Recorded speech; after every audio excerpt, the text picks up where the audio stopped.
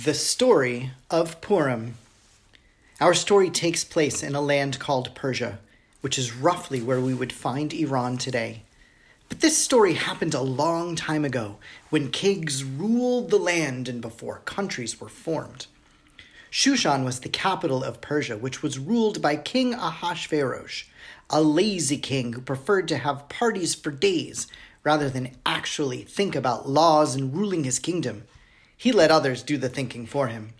One of his chief thinkers was Haman, but more about him later.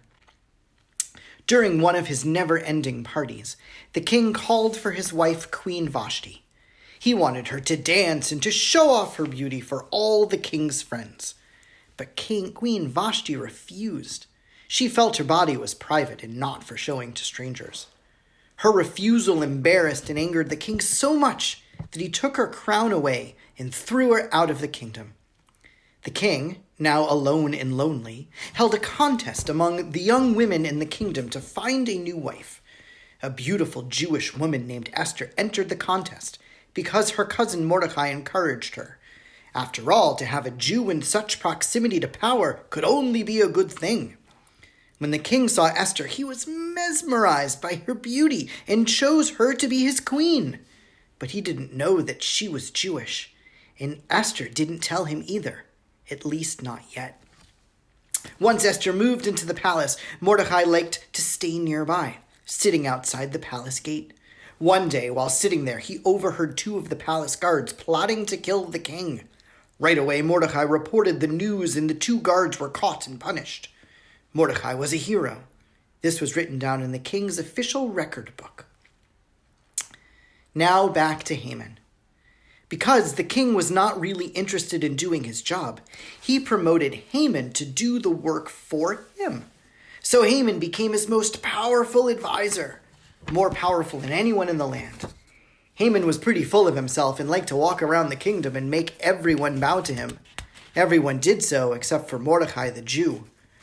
"I will never bow down to a human person." This incensed Haman so much that he vowed not only to destroy Mordecai, but all the Jewish people too. Haman hatched a plan. "There will be a great massacre, a genocide of all the Jews." But on what day would this happen? Haman then drew lots, Purim, to choose the day, the 13th of the month of Adar. Haman went to the king and told him, "There is an evil people in this land who will not bow to you. Decree that the Jews should be killed."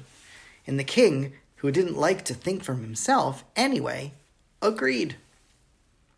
When Mordecai heard the decree, he immediately called for Esther, begging her to speak to the king on behalf of her people. But Esther was afraid. "I could be killed if I speak to the king without an invitation." But her uncle implored her. "Esther, if you are silent and say nothing to the king, it's as if you're agreeing with the decree. A person who stands silently by is responsible for the tragedy. You could use your privilege and your position to save the people and yourself.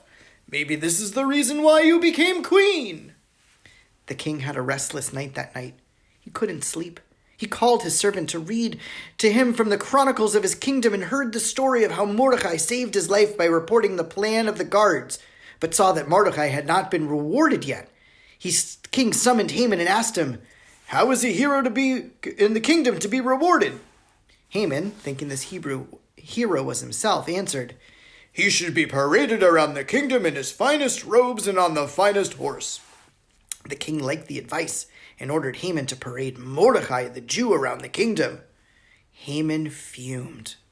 In the meantime, Esther decided that the best way to tell the king that she is Jewish and that Haman was planning to kill her along with all of the people was to throw a lavish party, because everyone knew how much the king loved parties, and to invite not just the king, but also Haman. Once at the party, Esther gathered all of her courage to tell the king everything. She declared, "There is a person in your palace who wants to destroy me and all of my people." The king demanded to know who it was. "Him, Haman," Esther declares. The king was furious.